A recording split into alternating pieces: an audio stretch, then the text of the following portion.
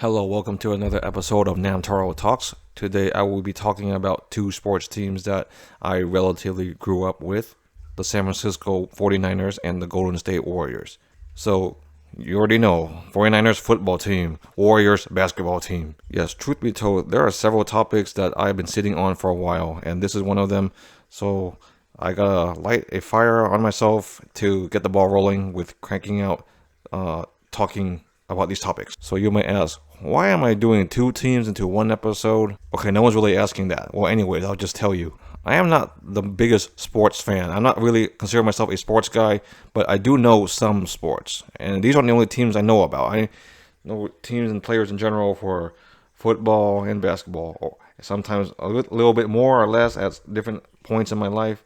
I still keep an eye on both a little bit. But I am not ESPN. I cannot just talk about these things on hours on end. I don't know enough about them, but I know that I followed them for a while and grew up with them and enjoyed them and seen their highs and lows. Also, I don't think I know enough about both of them to warrant two separate episodes, nor would I want to. I don't think I can just talk 20 to 30 minutes about the 49ers and the Warriors separately. So this episode could go either way. I could switch back and forth between the two of them, or do one section about one team and one section about another team. Well, might as well start with the 49ers. Yeah, I have no idea when my first 49ers game was that I watched. I have never been to a 49ers game, not at Candlestick, not at Levi Stadium. That might change sometime in the future. Not a huge priority right now. I just remember my dad watching a 49ers game.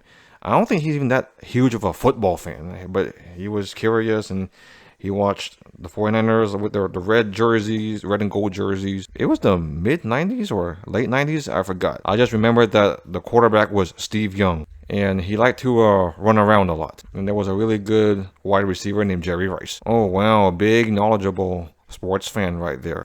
I don't remember if I was watching the 49ers when they won the Super Bowl or not. I knew they won sometime in the mid or late 90s, but I knew that they were a good, formidable team. But as I grew older, well, at this point, literally marginally older, like progressing towards middle school, I followed the teams a bit more. However, back then, oh no, back in my day, there was no ESPN.com or Yahoo Sports or apps for them. I had to get the information through the newspaper and check the box scores and check the main stories and check the columnists. Yeah, based on the teams I follow and the newspaper I read or read at the time.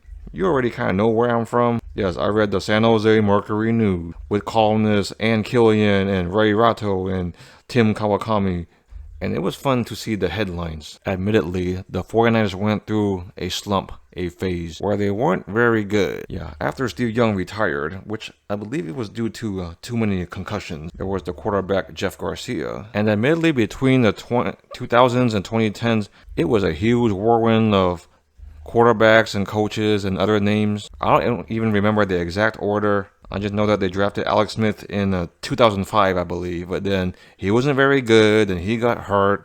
And then there was JT O'Sullivan, and then Sean Hill, and a bunch of random coaches like Norv Turner, Jim Hostler, and of course Mike Nolan for a while. Then he made a bunch of questionable moves and challenges. I just remember that he liked to wear a suit on the sidelines. And they had a offensive coordinator named Mike Martz, I believe.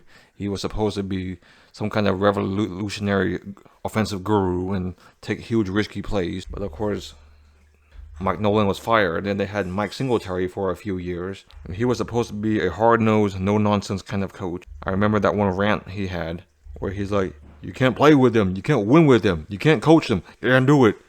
I want winners. I want people who want to win. There was that one story where I think he pulled his pants down in the locker room to make a point or something. And of course, one dominant or predominant player during that time for the 49ers was Frank Gore, the running back. So those were the two relative cornerstones at the time, Alex Smith and Frank Gore. They were there for quite a while.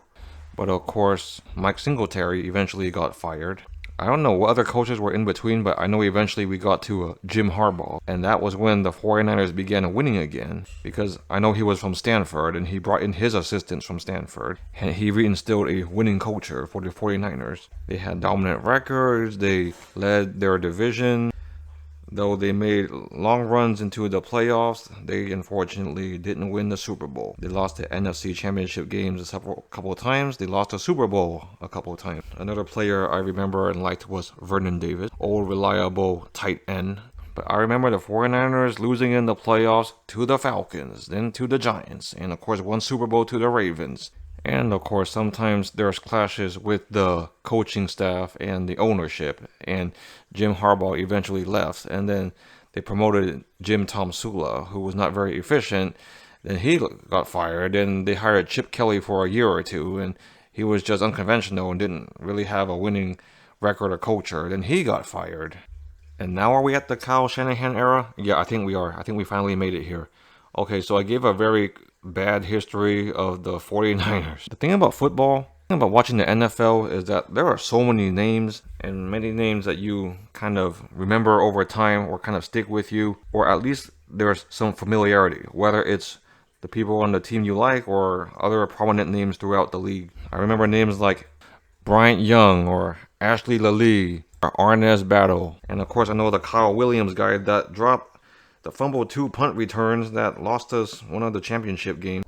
But I also know new names. I mean, for new names, how can you not know Deebo Samuel, though I don't think he's with the team anymore, and George Kittle and Brandon Ayuk.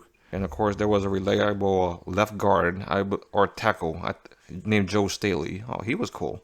And then you remember certain moments or certain games and when they managed to take down certain powerhouses and defeat certain rivals.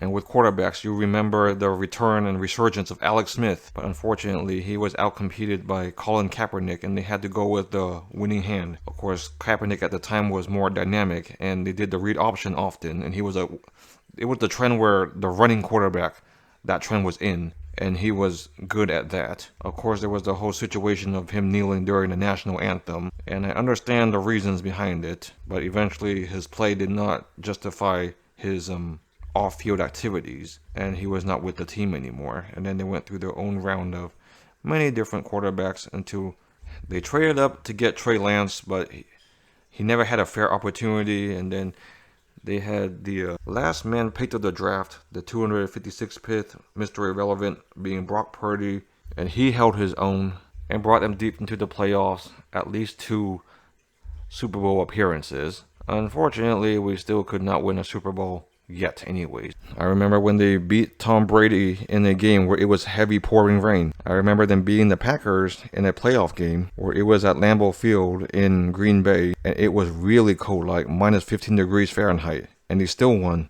How can I forget Patrick Willis and Navarro Bowman, 2 really good defensive players. Linebackers, that's what they're called. Yes, you can tell that I'm not really a sports guy, and ESPN's not going to hire me anytime soon. But yes, defensive stalwarts with good cornerbacks, good safeties, names like Takeo Spikes and Carlos Rogers. One of my favorite games was when they were up against the powerhouse New Orleans Saints, and it was a very back and forth, very intense game.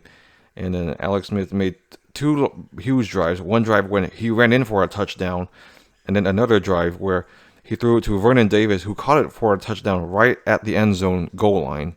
Vernon Davis was super emotional and was crying. I remember really hating the Seattle Seahawks. As a matter of fact, to this day, I still don't like them very much. How we could have beat them in one of the AFC Championship games, but the wide receiver Michael Crabtree, he could not caught the ball. There was supposedly holding going on, but it was not called. And of course, Richard Sherman was on the Seahawks at the time, and I did not like him because he was very braggadocious, to say the least. But the ironic thing is, he eventually joined the 49ers. I remember one game against the Seahawks where it was literally in one play. I think both Patrick Willis and Navarro Bowman got injured on that same play, and I was like, oh my god, the game's over pretty much, because those were all-star linebackers or Pro Bowl linebackers in their own right. I don't remember all their details and all the games and players of recent times, but I do remember keeping an eye on it, following it, watching it in different situations at a friend's house, at my parents' house. And one time I sandwiched watching a football game in between watching 2 anime movies with my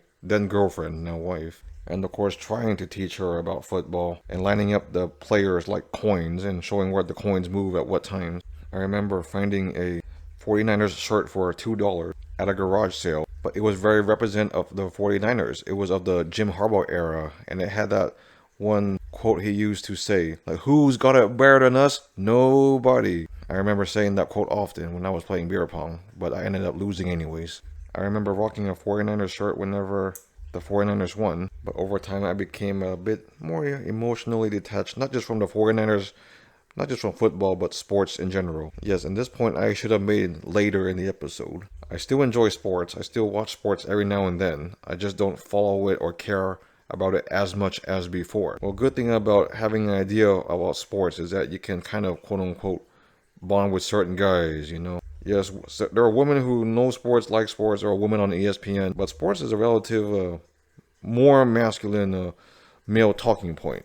And I'd be lying if I'd say it's 50-50 men and women. Yeah, it's more inclined towards male. But I'm not completely lost when they bring up sports or talk about sports. I remember certain eras. I mean, I am too young to remember. I wasn't even born around the Joe Montana era where he won 4 Super Bowls. And he made that throw to Dwight Clark, which was called the catch. And I did see some Jerry Rice play, but that was later in his career.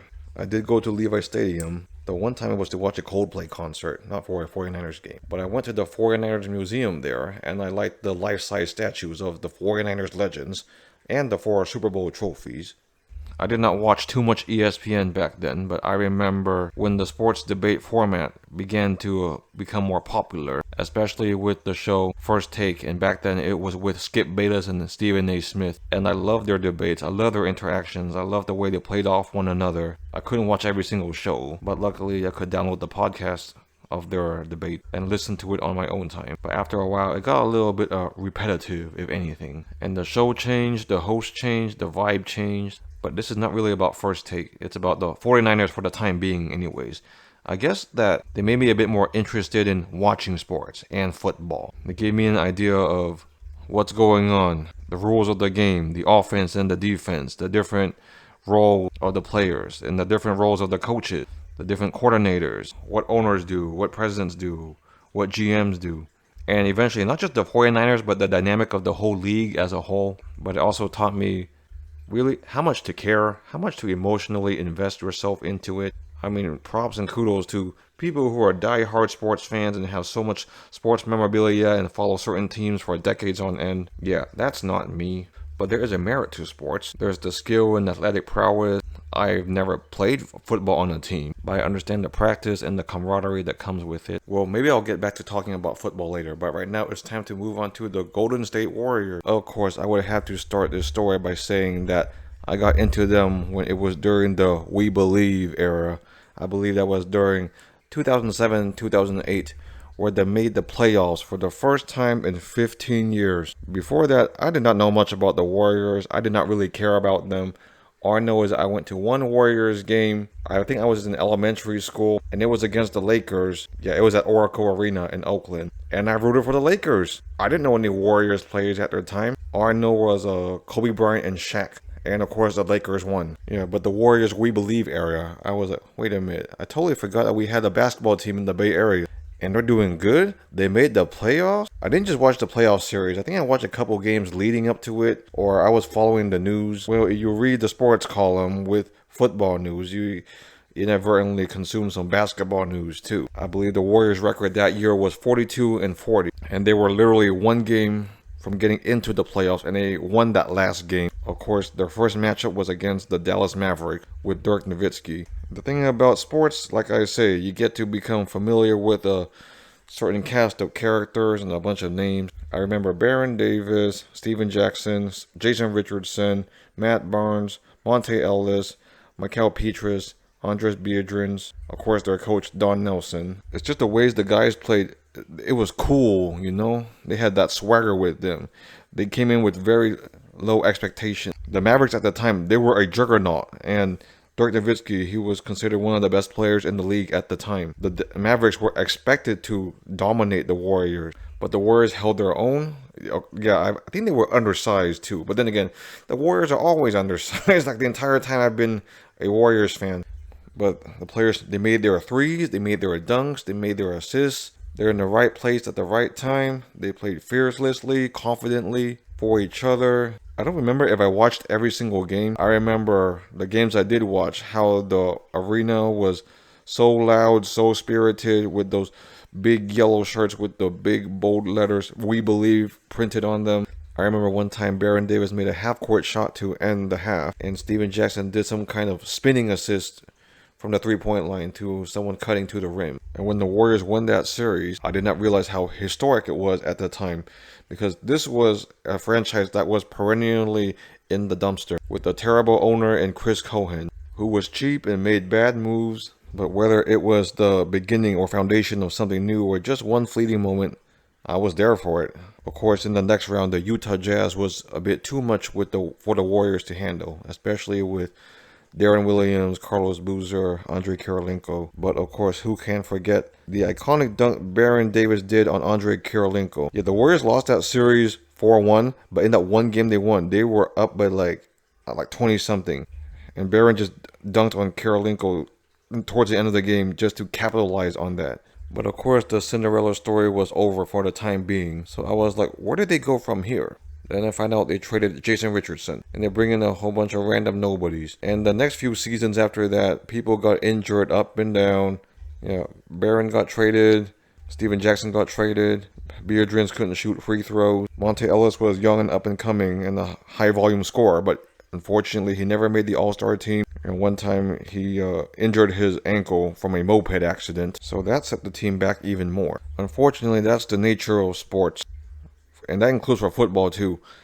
It's so injury prone, and entire stories, narratives, and timelines can be based on injuries. Like one injury from one player can pretty much derail an entire season or substantially diminish a contender's championship aspirations. Yeah, not related to either of these teams, but I remember there was one season where Tom Brady, he got injured on the first play of the game, and you pretty much know the season was over right there. But it was more ineptitude, more ups and downs, more injuries, more bad moves by management. At that point, Don Nelson was getting old. He at the time was the winningest coach in NBA history, but that didn't really mean much or amount for much. Though several years after the We Believe era, the Warriors drafted a guy named Steph Curry.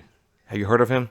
Of course, at the time, he was young and unproven, had the nickname the Babyface Assassin. Well, he doesn't really have a baby face anymore. But he was literally Monte Ellis' size. They were both 6'3" and 180 pounds. You can have a dynamic scoring backcourt like that, but not a competitive backcourt where defense is required. You can have your point guard be that size, but the shooting guard has to be a little bit heavier and taller. So they tried their very best to make that backcourt work, but of course it did not. So one of them had to go. I think that eventually came to the time where Chris Cohan finally put the Warriors up for sale. I remember following the news every day regarding how much was the price he was willing to sell it for and who were the bidders. Eventually it was sold to Joe Lacob and Peter Guber for, I believe the price was $450 million, which was a steal back then. Now the Warriors are worth several $billion. I remember the ceremony where Joe Lacob, he was like pointing at a banner in the Oracle Arena, saying, "That banner looks a little bit lonely. Let's go get another one." Of course, at the time, you think that's just an owner being foolishly hopeful and optimistic, but you can kind of tell by the moves he made. He traded Monte Ellis for the center Andrew Bogut, and Don Nelson finally retired, so they hired Mark Jackson, and eventually later down the line, they traded for New York Knicks forward who was an all-star named David Lee. Oh yeah, they also had another player named Kalena Azubuike, who I liked also. He is now a commentator for the Warriors games, but with Mark Jackson, I believe he was a coach with them for, I forgot if it was 2 years or 4 years, but they began to develop a winning culture. They had winning records for once. They were beginning to make the playoffs. They began to have all-stars again. David Lee, of course, was an all-star for the Warriors. The first all-star in, I don't know how long, maybe even 20 years. Believe it or not, the We Believe team had no all-stars. And eventually Steph Curry became an all-star also. And it was during that time they drafted Draymond Green, Harrison Barnes, Klay Thompson. I think Festus Ezeli was also drafted too. And a fun side story, that was when the emergence of Jeremy Lin was for the league. Albeit he was an undrafted rookie at the time, and he played in the Warriors training camp and a couple of preseason games. He played in the Warriors uniform. But hey, first Asian American NBA player. That's a new story in itself. Though I might be getting the Mark Jackson and Steve Kerr eras a bit mixed up or blended together. Because eventually they had to let go of Mark Jackson because I believe he had too strong of a personality and tried to impose his religion upon them. But then they hired Steve Kerr after that. Some may make the argument that Steve Kerr pretty much inherited what Mark Jackson had, but he made the most of it. He built upon it because apparently Mark Jackson, he played heavily ISO basketball. So just give it to the best player. Well, that was Steph Curry at the time. But Steve Kerr, he had a more championship caliber. He was on several championship teams. And he coached a brand of basketball that encouraged more passing and ball sharing and ball movement. Not to mention he was a commentator for several years. So he gets to observe basketball. And under Steve Kerr's tutelage, the Warriors had a resurgence. Their records got better. Their players got better. They had emerging all-stars, not just Steph Curry now, but also Klay Thompson. And a couple years, Draymond Green too. Then the Warriors won their first championship in 40 years in 2015. Yeah, it was an exciting time for basketball. Well, being a Warriors fan at the time, because that was when LeBron James was like up and coming. Well, not up and coming, but it was in his prime, if anything.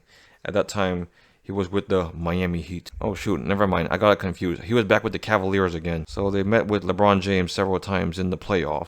And over the years, you get to see many players come and go. But each had a role and a personality and a little story or chapter to tell in the Warriors championship years. Such as David West, Sean Livingston, Mo Spades, Jarrett Jack, Darrell Wright. Some won championships with them, some didn't.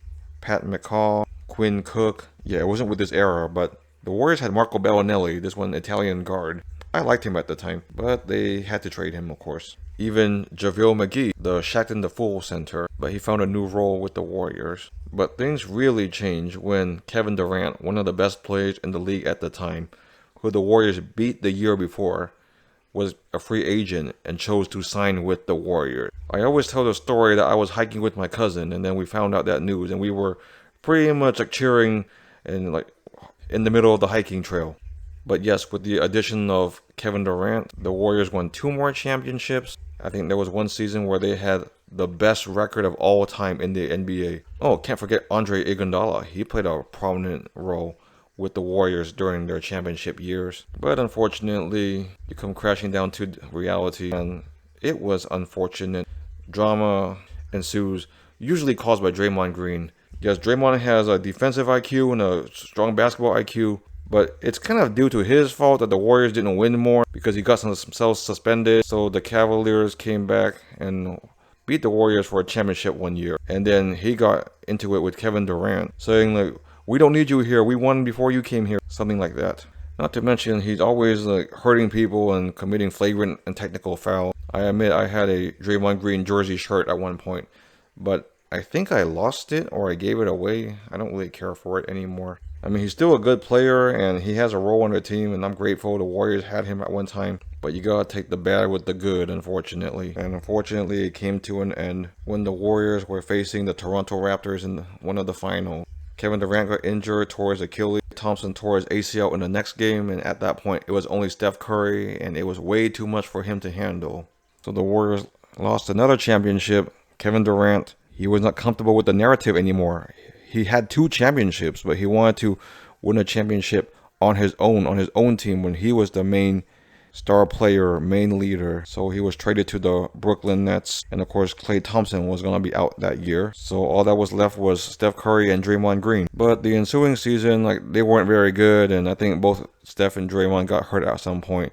So it was a bunch of rookies and nobodies and G League call-ups, and they had a losing record for a few years. They also lost Andre Iguodala at one point, but in the early 2020s, things were looking up again. They drafted some promising players with Jonathan Kuminga, Moses Moody, James Wiseman. Honestly, I have a spot for James Wiseman. I feel really bad for that guy. He was a high draft pick and had a lot of potential, but he was injured, didn't have that long of a college career, and at that point, it was during COVID, and they played in the bubble, and his development was hindered. So technically, he did win a championship, but he was not very active in it. But Andre Iguodala came back. They had new players, new cast like Gary Payton II, and a local Oakland product named Juan Toscano Anderson. And of course, a new up-and-coming player named Jordan Poole, who grinded it in the G League and could take over for Steph Curry off the bench, or even when Steph Curry was injured. And they traded for Andrew Wiggins from the Minnesota Timberwolves, and they unlocked a defensive presence in him and even made him an all-star.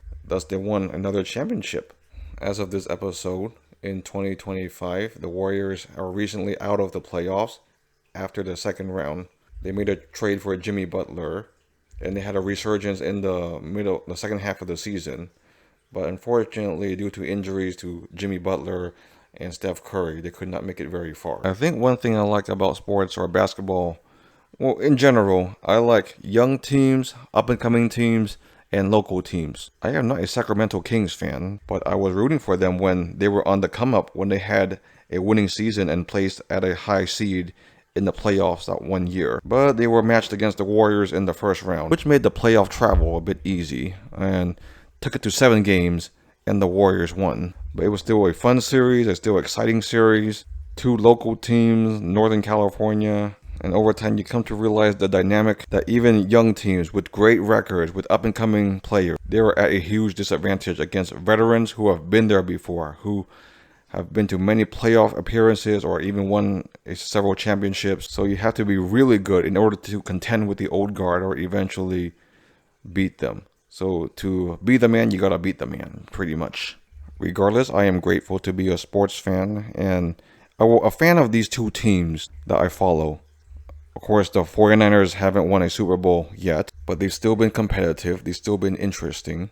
And there's just something when a local sports team does well, the city, the region, they feel better somehow. Even people who aren't into sports as much. Unfortunately, I don't think that's the case for Los Angeles because the LA Rams won the Super Bowl. And I don't know if LA residents were super excited about it or kind of blasé. But the Warriors winning their championships with good, fun basketball, with the talent of a generational player, even defining a new era of play, new style of play with shooting a three-pointer, with good defense, good ball movement, good culture. Of course, the culture is not perfect. There were ups and downs, but no one is super selfish. No one is pretty much holding the team hostage with the salary cap. It's like they build as good as possible. They're not going all in for a win now and then compromise the entire team's future at that expense. Unfortunately, they tried to do the 2 timeline system where you have the timeline with Steph Curry, Draymond, Klay Thompson, the older players with the championship caliber, but try to develop the young players also. But the young players, they have to get better fast and they have to be good bench players also. But unfortunately, that may not have been the case, or it may not have been lining up as much as they've liked. So there was some flux with that. But yeah, it gives you something to talk about. It's a bonding experience. I watch games with friends, with my parents, with family, my brother. My wife's not really into it, but I still fill her in on the goings-ons and at least the main points. Like, she knows who Steph Curry, Kevin Durant, and unfortunately who Draymond Green is. She's like, is that the guy that hurts people and kicks people in the nuts? And though I want these 2 teams to do as well as possible and go far in the playoffs as possible and win championships, I admit sometimes it's a kind of a bit of relief when they lose, because I can move on with my life. I don't have to watch every single game or wonder all the time. Yes, I'm Asian, and then we celebrate Lunar New Year, but one year the Lunar New Year celebration was on the same day as the 49ers playing in the Super Bowl. We pretty much rushed it and then have everyone go home and to watch the Super Bowl.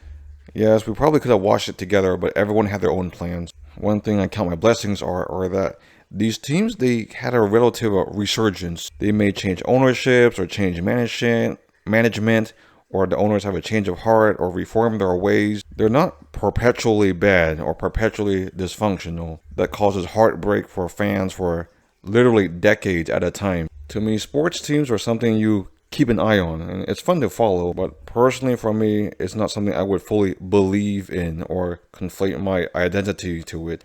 But I have a 49ers shirt, I have a Warriors shirt, and hats for both of the teams too. I've been to my share of Warriors games, maybe a 49ers game in the future, but it's not a high priority. But it kind of reminds me why I like watching sports.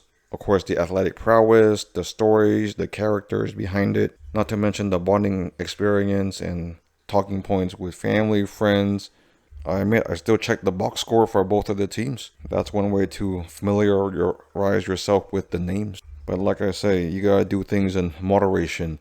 I've heard stories of people who took days off of work because like the Warriors or the 49ers lost some kind of big game. I'm like, that's a bit much. Because at the end of the day, if the teams win or lose, life goes on. Your life will still be the way it is. You'll still live in your house. You'll still go to work. Maybe you feel better for a little bit. But the following year, there will be a new winner. Well, unless the team is good and they defend their title. But it's like a new year, a new battle. Just because they win one year doesn't mean they're the champions of the world forever.